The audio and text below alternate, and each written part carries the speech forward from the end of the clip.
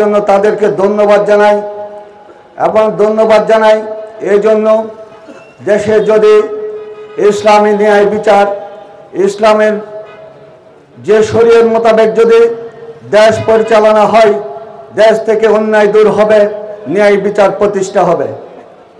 আমরা যারা আজকে সুন্নিয়তের কথা বলি তাদের উদ্দেশ্যে আমরা একটি কথা বলতে চাই। আজকে যে সৈয়দ মোহাম্মদ তৈয়ব শাহ রাদিয়াল্লাহু তাআলা আনহুর যে ওরস মাহফিলের আয়োজন করা হয়েছে, এই তৈয়ব শাহ রাদিয়াল্লাহু তাআলা আনহুকে 1986 সালে যখন চট্টগ্রামের ডিসি ওমর ফারুক ছিলেন তখন চট্টগ্রামের ডিসি তখন বলেছিলেন যে তৈয়ব শাহ হুজুরকে চট্টগ্রামের মাটিতে ঈদে মিলাদুন্নবী করতে আসতে দেওয়া যাবে না। তখন আজকে যারা সুন্নিয়তের জন্য সেদিন বাংলাদেশের নেতৃত্ব দিয়েছিল, যারা যশনের জুলুসে ঈদে মিলাদুন্নবী করার জন্য উদযাপন কমিটি ছিল, সেই কমিটি তখন দিশেহারা হয়েছিল যে তৈয়ব শাহ হুজুরকে কেমনে চট্টগ্রামে আসবে। সেদিন তারা চট্টলার কৃতি সন্তান ইসলামী মূল্যবোধের বিশ্বাসী শহীদ সালাউদ্দিন কাদের চৌধুরীর সাথে যোগাযোগ করার পর তিনি শহীদ সালাউদ্দিন কাদের চৌধুরী প্রেসিডেন্ট এরশাদকে বলেছেন, চট্টগ্রামের মানুষ ধর্মপ্রাণের মানুষ, তারা ধর্মকে বিশ্বাস করে, আল্লাহকে বিশ্বাস করে, সেই জন্য চট্টগ্রামে যদি তৈয়ব শাহ হুজুর যদি আসতে না পারে সেজন্য সমস্ত যে দুর্নাম আমার হবে। সেদিন তিনি প্রেসিডেন্ট এরশাদকে বলেছেন, তখন ডিসিকে ফোন করেছেন যে চট্টগ্রামের তৈয়ব শাহ হুজুরের নিরাপত্তা চট্টগ্রামের ডিসি দিতে পারবে না।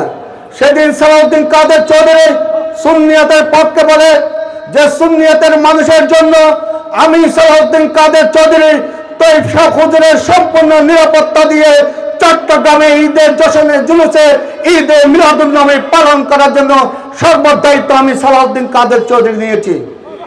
কিন্তু আজকে যে সত্য কথা যারা স্বীকার করে না তারা কোনোদিন ইসলাম প্রচার করতে পারবে না। যারা আজকে গাউসিয়া কমিটির নেতৃবৃন্দরা আছেন তাদের উদ্দেশ্যে আমরা বলতে চাই, সত্যকে সত্য বলতে না পারলে, মিথ্যাকে যদি মিথ্যা বলতে না পারেন, সাদাকে সাদা বলতে না পারলে, কালোকে কালা বলতে না পারলে আপনাদের দিয়ে ইসলাম প্রচার হবে না।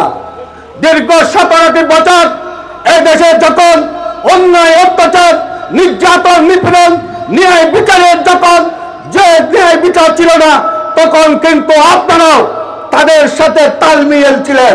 আমরা বলতে চাই আজকের গাউসিয়া কমিটিকে আমাকে এখানে দাওয়াত দিয়েছেন, দীর্ঘ 15টি বছর কোন বিএনপির নেতা কর্মীকে আপনারা দাওয়াত দেন নাই।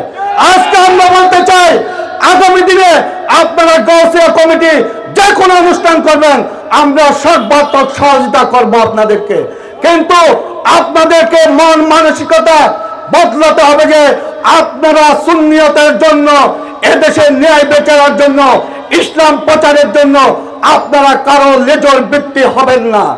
আপনারা মহান আল্লাহ রাব্বুল আলামিনের কাছে ওয়াদা করেন ইসলাম প্রচারের জন্য আপনারা মাওলানা সাহেবরা ওয়াজ করবেন, সেই ওয়াজ শুনে সেই তাফসীর শুনে আমরা মুসলমানরা দাবিত হব ভালো কাজের জন্য।